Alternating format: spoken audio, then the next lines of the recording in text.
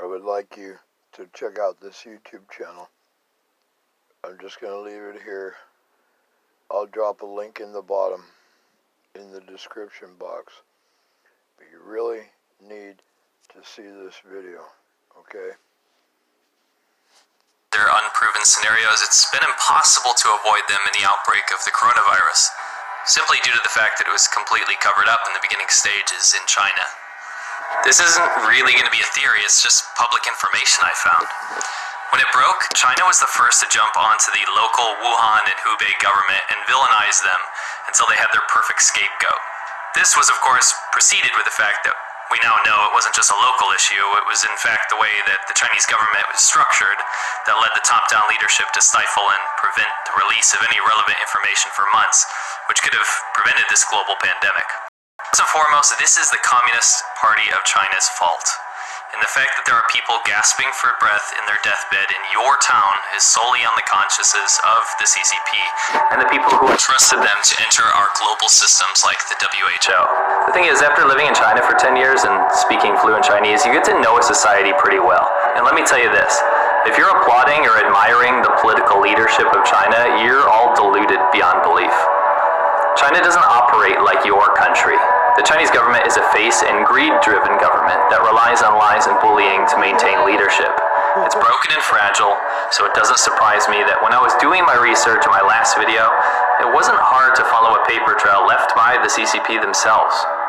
In my last video, I found it very suspicious that the official Wuhan Virology Lab had a job opening from November 18th of 2019, asking for scientists to come research the relationship between the coronavirus and bats, specifically why they carry the virus, yet are long-lived. It's no secret that longevity, as well as other ailments, are well studied in China, as can be seen by the ridiculous amounts of traditional Chinese medicines that supposedly treat them. Bear bile injections as state-endorsed coronavirus cure, anyone? Anyway, while reading this job posting, I failed to notice until the next day that another job posting followed the previous post, and this is where it got big. So when I examined the job posting, I noticed that there was actually a follow-up job posting on December 24th of 2019. And remember, this is before any news broke, which basically says, we've discovered a new and terrible virus and would like to recruit people to come deal with it. I found this interesting because, like I said, the news didn't come out about coronavirus until ages after that. So I decided to dig a little bit more into the staff. After all, they would have published articles being scientists. Turns out, this woman, Shizhang Li, she was the lead researcher of the lab, and she was famous for bat studies. They called her Batwoman in some circles.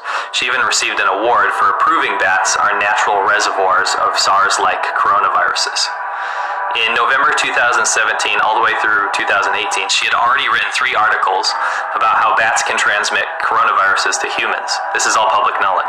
She and her team went south to Yunnan province, all the way, deep south of China. It's very beautiful there. And she found out that SARS-like viruses originally came from bats, in fact.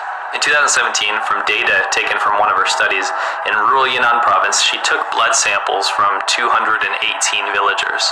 After testing it, it showed that SARS-like viruses found in bats from nearby caves have a high potential to affect people.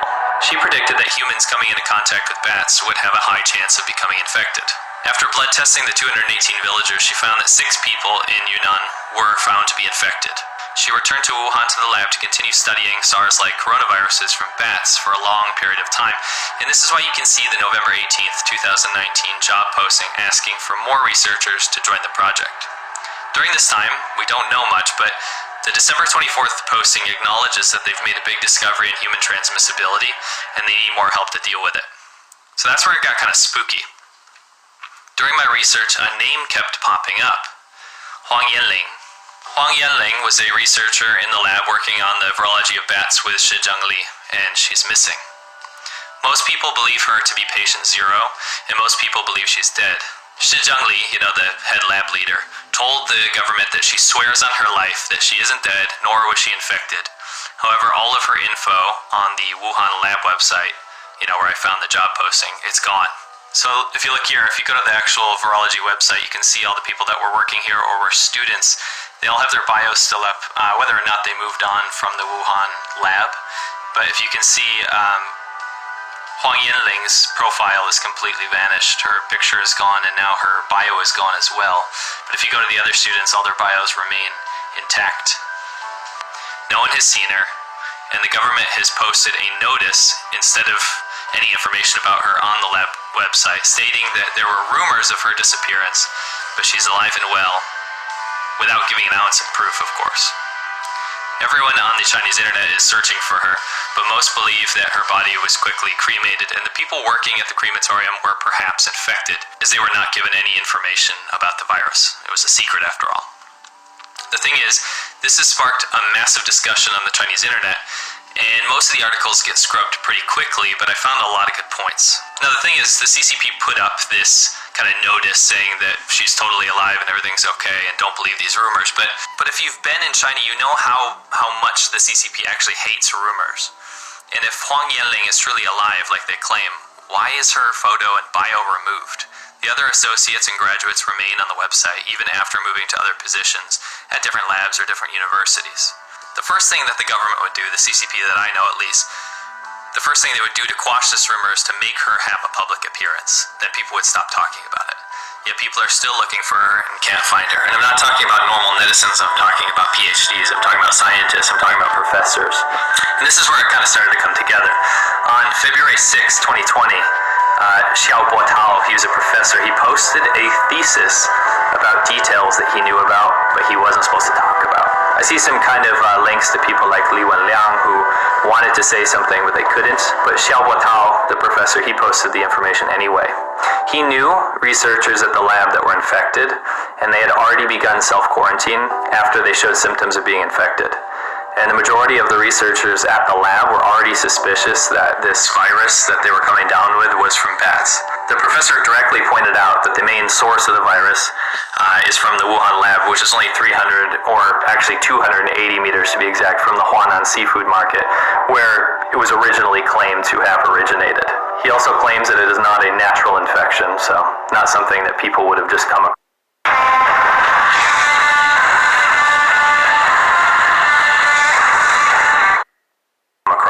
In nature. He also gives a clear timeline and has information that researchers were splashed with urine and blood samples from all the bats that were collected. Not only that, he also knew exactly how many bats were collected in the lab. Now, pairing the researcher Huang Yanling's disappearance with the fact that people working in the lab claim to have been splashed with coronavirus-containing vials, and her online presence has been scrubbed from existence, all happening in a lab 280 meters away from the Huanan seafood. Makes you wonder what they were spraying out of those big machines, don't it? Food market, where the lab in question had been studying bat-to-human transmissibility of coronaviruses. It's quite clear that the Chinese government needs to close its mouth and acknowledge, or it should, anyway, that this in fact did come from Wuhan, Hubei, China. I did not get into any conspiracy theories. I'm not talking about bioweapons or biolabs or anything of the sort.